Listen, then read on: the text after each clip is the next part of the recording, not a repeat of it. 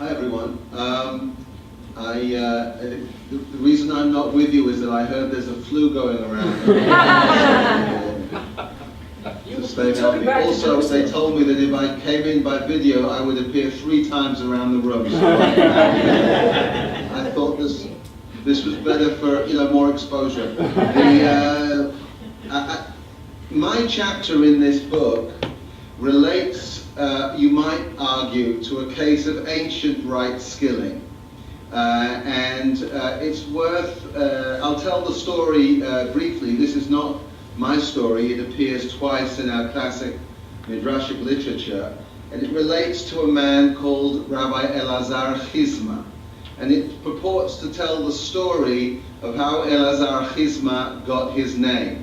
I should tell you that scholars have argued that he appears in some sources as Elazar ben Chizma, and that may be a patronymic, it may be his father, or it may actually be a locative name. There's a place not far from where I'm speaking to you now called Chizma Junction on the northern outskirts of Jerusalem, and it's quite possible that that's where he's from. But this story is not interested in those possible explanations. It gives an etymology, it gives an explanation of his name, which is really based on a case of continuing rabbinic education.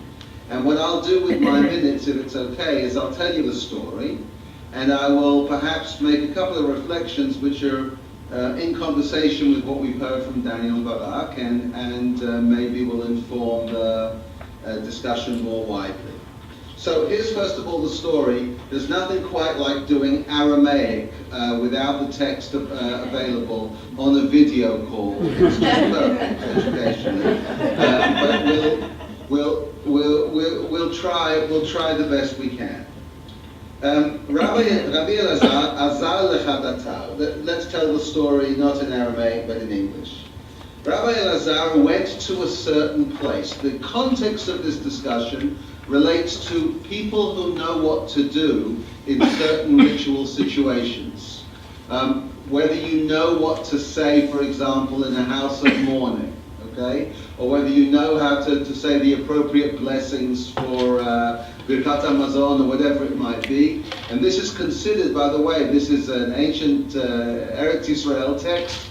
Anybody who knows how to perform in these circumstances is considered to be Keshoshana ben HaKochim, a lily amongst the thorns. It's a rare thing to know how to behave in the appropriate ritual way in these circumstances. And that reminds someone or other of a story of this man, Rabbi Elazar. Note that he's already a rabbi. He's been ordained by his seminary, and his seminary is the seminary of Rabbi Akiva, which, although not officially academically with accreditation, was not a bad seminary. He went to a certain place where he was asked to read the blessings before the Shema. He was asked to participate in the service. He answered those who invited him, Lina Hakim, which means something like, I don't know how. Or in a certain kind of punny way, I'm not wise enough. I don't know how to do this, is one way of interpreting his response. So the congregation, obviously a little bit bemused, say to him, well, maybe you'll lead us in the Amidah prayer. They offer him another section of the service to take responsibility for, and he replies to them, I can't. They then deliver a speech which is the nightmare of all rabbis throughout history. They say, you are the Rabbi Elazar that everybody makes such a noise about? They've been shouting and screaming about you for no reason. What do they say to him? You're a rabbi? This is a rabbi? You can't do the most elementary thing I asked you to do in the congregational setting. Who the hell are you? Well, he was deeply mortified. It's not clear from the metaphor used by the rabbis if his face became yellow or became white, but it assumed an unhealthy pallor in any case. And he went back to his ordaining institution, in this case Rabbi Akiva. And Rabbi Akiva notices that he's unwell and says to him, why does your face look so sickly? he, Rabbi Elazar, told his teacher what had happened. There then comes the crucial moment in my reading in this entire source. Because after the story has been told, somebody says to somebody else, one of the two speaking, utters the following words, Amar le, Tzavi mari dialef. Now that either means that Rabbi Akiva turns to Rabbi Elazar and says, would you like to learn? Are you ready to learn? Or it means that the student who's been so hurt by this terrible experience in the field says to his teacher, are you prepared to teach me? In either case, because the Aramaic bears both readings, the other interlocutor replies in the affirmative, says yes. I want to suggest that what we've had in the story so far tells a classic story. In pre-service education, this Rabbi Elazar has been deemed worthy of smicha. He has been ordained by Rabbi Akiva, okay? Not bad. But it turns out that when he's in the field, either because of a lacuna in his professional training, or because of stage fright, right? We have a number of rabbinic stories in which rabbis forget everything they ever knew when they're actually in the field. For one reason or another, when it comes to the moment of performance, Elazar cannot deliver the goods.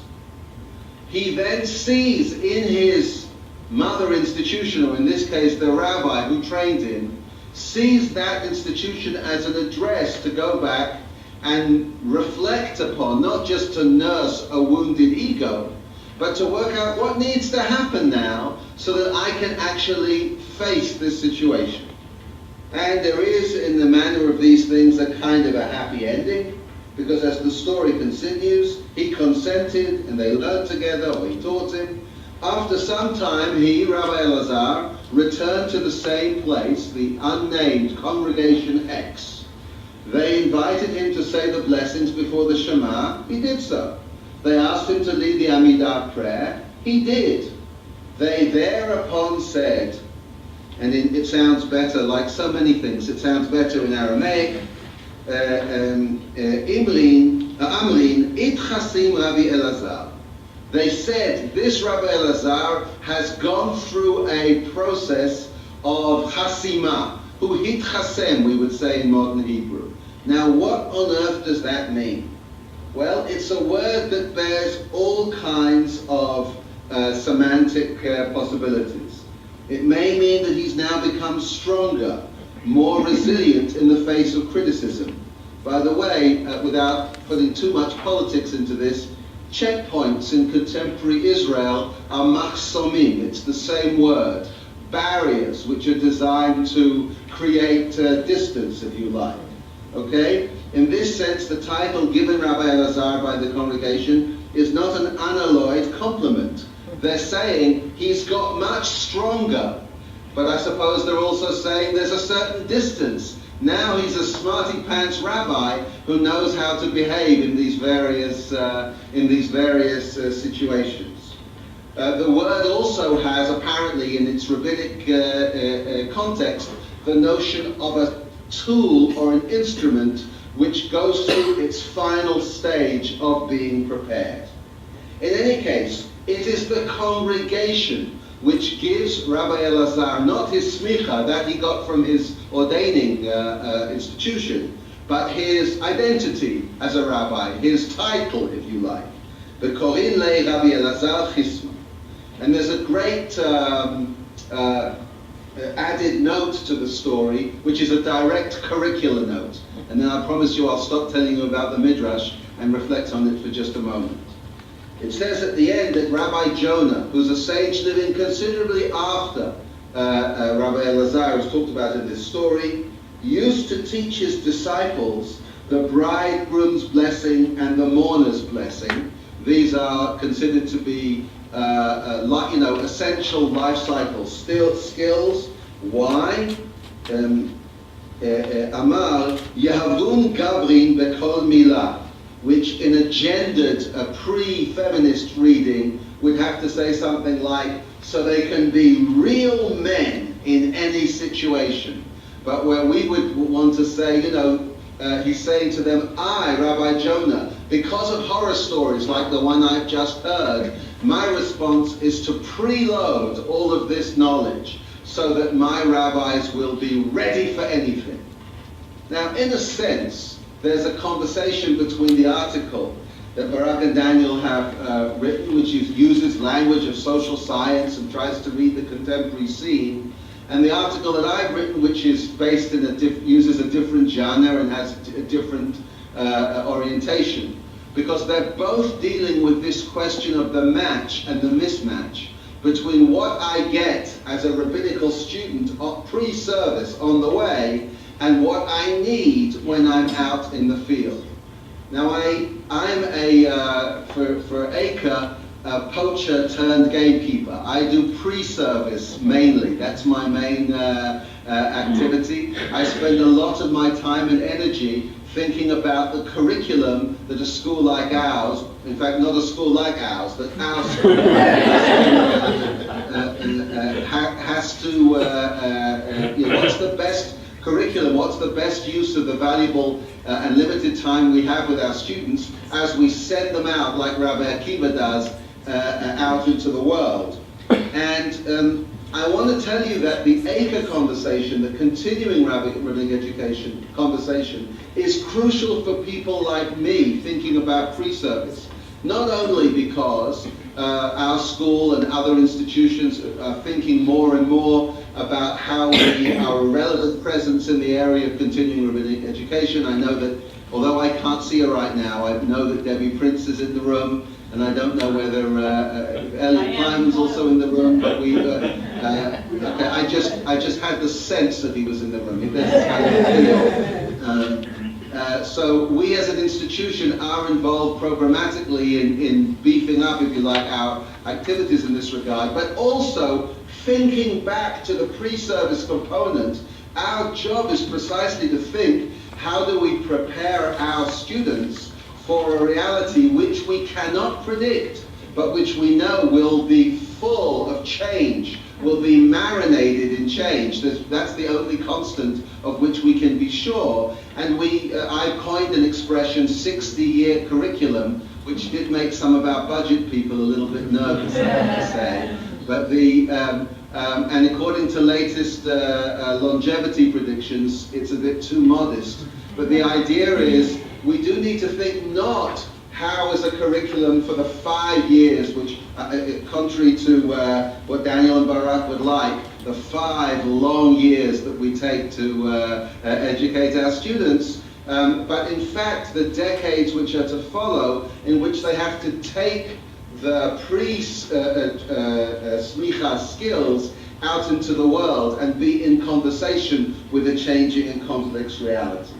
I just want to point to the fact, before I close this up, and maybe we'll have time to communicate with each other, that as a matter of fact, our institution, and there's no point being at Acre and doing defensive stuff, so I'm not trying to be apologetic or to tell you that it's perfect or great. I don't believe that, and I'm not good at pretending. But I do want to point to the fact that the kind of issues that are raised in a session like this are very much on our agenda.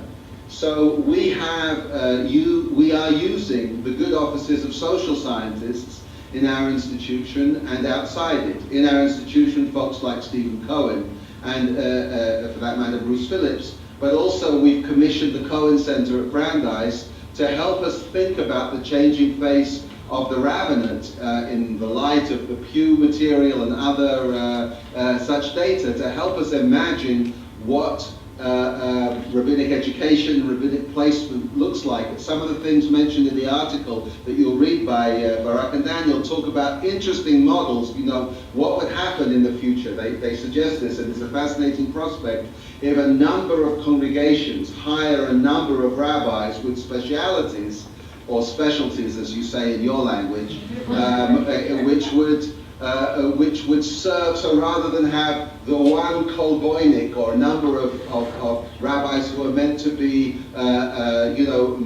jacks of all trades, what would happen if indeed there's a more specialized kind of approach? And again, these are the sort of questions which offer really fascinating and interesting possibilities for us. So we are engaged in research. We are thinking, we're actually currently actively involved now in a curricular review, and I and a number of colleagues will be meeting later today to continue this work.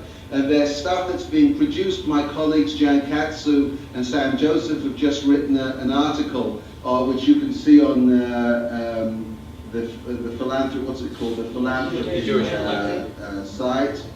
E-Jewish Philanthropy, a radical change in rabbinical student education, where they talk about the experiment we're doing on our Cincinnati campus, where service learning has become such a central part of the work that we're doing. So I'm just trying to point to the fact that although I do have a number of disagreements with that which I've read in the article that Daniel Barak have written, the notion of rabbis becoming, they use the expression, concierges for their congregation, for their congregants, is a notion I regard with a degree of horror, I must say.